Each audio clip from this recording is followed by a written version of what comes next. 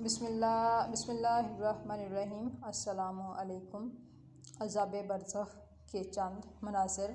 حضرت سمرہ بن جنبد رضی اللہ تعالیٰ عنہ سے روایت ہے، وہ بیان کرتے ہیں رسول اللہ صلی اللہ علیہ وآلہ وسلم اکثر صحابہ کرام رضی اللہ تعالیٰ عنہ سے دریافت فرماتے تھے کہ کسی نے کوئی خواب دیکھا ہے؟ لوگ اپنا خواب بیان کرتے تھے۔ ایک دن آپ نے ہم سے بیان فرمایا، آج شب میں میرے پاس 2 فرشتے آئے، انہوں نے مجھے بیدار کیا اور کہا چلو۔ میں ان کے ساتھ چل پڑا۔ ہمارا گزر ایک آدمی کے پاس سے ہوا جو چت پڑا ہوا تھا۔ ایک دوسرا آدمی اس کے پاس ایک بھاری پتھر لیے کھڑا تھا۔ وہ پتھر لے کر بڑھتا اور اس سے اس کا سر کچل دیتا۔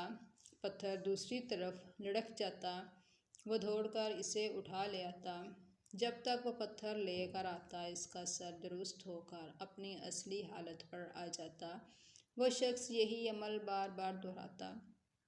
حضور اکرم صلی اللہ علیہ وآلہ وسلم نے فرمایا، میں نے ان دونوں سے کہا، سبحان اللہ، یہ دونوں کون ہیں؟ انہوں نے مجھ سے کہا، چلے چلو۔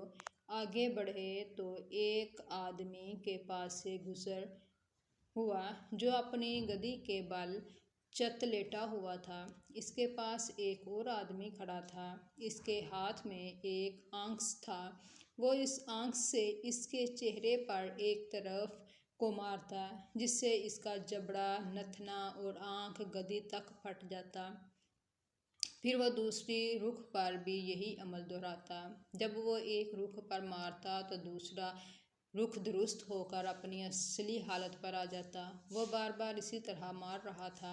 حضور اکرم صلی اللہ علیہ وآلہ وسلم کہتے ہیں، میں نے کہا، سبحان اللہ، یہ دونوں کون ہیں؟ فرشتوں نے کہا، آگے چلو۔ ہم آگے بڑھے تو ہمارا گزر تندور جیسے ایک گڑھے کے پاس سے ہوا۔ راوی کہتے ہیں، میرا خیال ہے کہ آپ صلی اللہ علیہ وآلہ وسلم نے فرمایا تھا کہ اس تندور جیسے گڑھے سے چیخ و پکار کی آوازیں آ رہی تھیں۔ ہم نے اس میں جھانک کر دیکھا۔ اس گڑھے میں ننگ دھڑنگ مرد و زن تھے۔ ان کے نیچے سے آگ کا شعلہ اٹھ رہا تھا۔ جب وہ شعلہ ان کے قریب آتا تو وہ مارے گھبراہٹ کے چیخنے چلانے لگتے۔ حضور اکرم صلی اللہ علیہ وآلہ وسلم فرماتے ہیں، میں نے ان فرشتوں سے کہا، یہ کون لوگ ہیں؟ انہوں نے کہا، آگے چلو۔ پھر ہم لوگ ایک دریا کے پاس سے گزرے۔ اس کا پانی خون کی طرح سرخ تھا۔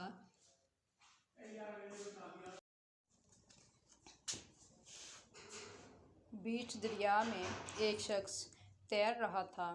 اس دریا کے کنارے بھی ایک شخص تھا جس نے اپنے پاس پتھروں کا ڈھیر جمع کر رکھا تھا۔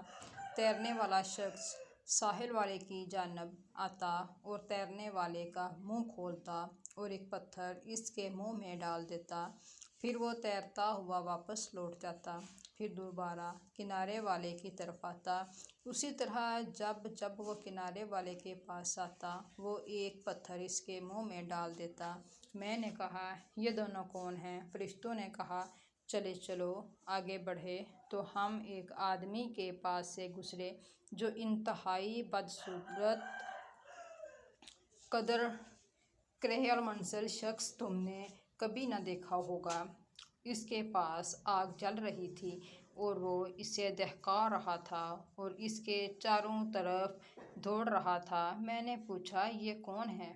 فرشتوں نے جواب دیا، آگے چلو۔ پھر ہم ایک باغ میں داخل ہوئے جس میں اونچے اونچے درخت تھے اور موسم بہار کے ہر قسم کے پھول اس باغ میں تھے، اور اس میں ایک بہت ہی لمبا آدمی تھا، اس قدر لمبا کہ جیسے آسمان کو چھو رہا ہو۔ اس آدمی کے ارد گرد اس سے کہیں زیادہ بچے تھے جتنے کہ میں نے کبھی دیکھے نہ ہوں۔ میں نے فرشتوں سے پوچھا، یہ کون شخص ہے اور یہ بچے کون ہیں؟ انہوں نے جواب دیا، چلے چلو۔ آگے بڑھے تو ہم ایک باغ میں پہنچے۔ اس سے بڑا اور اس سے حسین و جمیل باغ میں نے کبھی نہیں دیکھا تھا۔ فرشتوں نے کہا چڑھ جاؤ۔ ہم چڑھ کر اس میں داخل ہو گئے۔ پھر ہم ایک شہر میں پہنچے جو سونے اور چاندی کی اینٹوں سے بنا ہوا تھا۔ ہم شہر کے دروازے پر پہنچے، دروازہ کھلوایا، وہ ہمارے لیے کھول دیا گیا۔ ہم شہر میں داخل ہوئے۔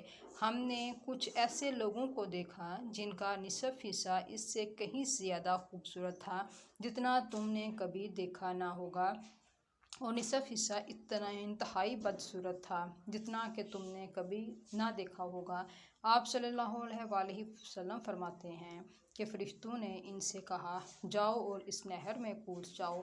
سامنے ایک نہر بہہ رہی تھی جس کا پانی خالص سفید تھا، اور وہ لوگ نہر میں کود گئے، اور جب واپس ہوئے تو ان کی بدصورتی ختم ہو چکی تھی اور وہ حسن و جمال کے پیکر بن گئے تھے۔ دونوں فرشتوں نے کہا کہ یہ جنت عدن ہے اور یہ آپ کے جائے قیام ہے۔ آپ صلی اللہ علیہ وسلم فرماتے ہیں میری نگاہیں اٹھیں تو دیکھا کہ ایک محل ہے جو سفید بدلی کی طرح ہے۔ فرشتوں نے مجھ سے کہا یہی آپ کا مسکن ہے۔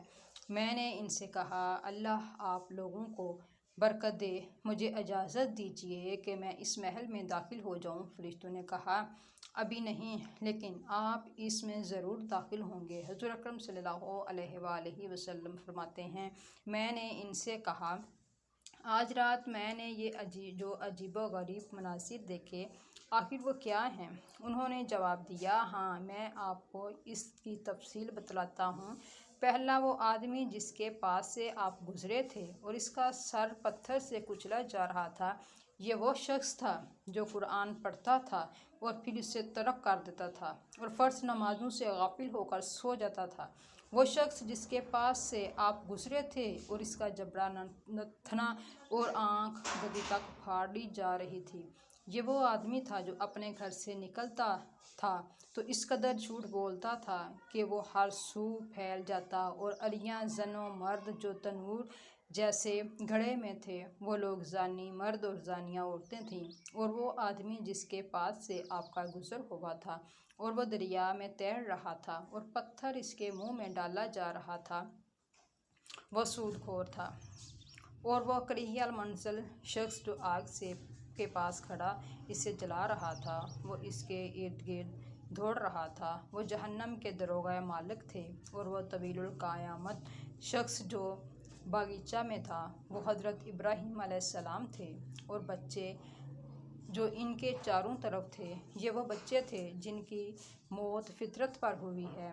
کسی سے سوال کیا اللہ کے رسول صلی اللہ علیہ وسلم کیا مشرکوں کے بچے بھی تھے؟ آپ صلی اللہ علیہ وآلہ وسلم نے فرمایا ہاں، مشرکوں کے بچے بھی، اور وہ لوگ جن کے جسم کا نصف حصہ انتہائی خوبصورت اور نصف حصہ انتہائی بدصورت تھا، یہ وہ لوگ تھے جنہوں نے اچھے اور برے دونوں قسم کے عمل کیے اور اللہ نے ان کے گناہوں کو معاف فرما دیا۔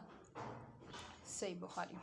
عذاب برزخ کی تصریح بخاری کی ایک دوسری روایت میں اس طرح مذکور ہے وہ آدمی جس کا جبڑا پھاڑا جا رہا تھا، یہ وہ جھوٹا شخص تھا جو جھوٹی باتیں بیان کیا کرتا تھا، لوگ انہیں سنتے اور بیان کرتے جہاں تک کہ وہ اطراف و جوانب میں پھیل جاتی تھیں۔ جو آپ نے دیکھا یہی عذاب اسے قیامت تک دیا جائے گا۔ اور وہ آدمی جس کا سر کچلا جا رہا تھا، یہ وہ شخص ہے جس نے قرآن کی تعلیم حاصل کی، پھر وہ شب میں غافل ہو کر سو گیا اور دن میں بھی اس پر عمل نہ کیا، یہی عذاب ہے قیامت تک دیا جائے گا۔ حضرت انس رضی اللہ تعالیٰ عنہ سے مروی ہے کہ رسول اللہ صلی اللہ علیہ وآلہ وسلم نے فرمایا جب میرے پروردگار نے مجھے معراج سے سرفراز فرمایا تو میں نے ایسے لوگوں کے پاس سے گزرا جن کے ناخن تانبے کے تھے اور وہ اپنے ناخنوں سے اپنے چہروں اور سینوں کو نوچ گھسوٹ رہے تھے۔ میں نے جبرائیل علیہ السلام سے پوچھا یہ کون لوگ ہیں؟ انہوں نے کہا یہ وہ لوگ ہیں جو لوگوں کا گوشت کھاتے اور ان کی عزت و آبرو کے در پہ ہوتے تھے۔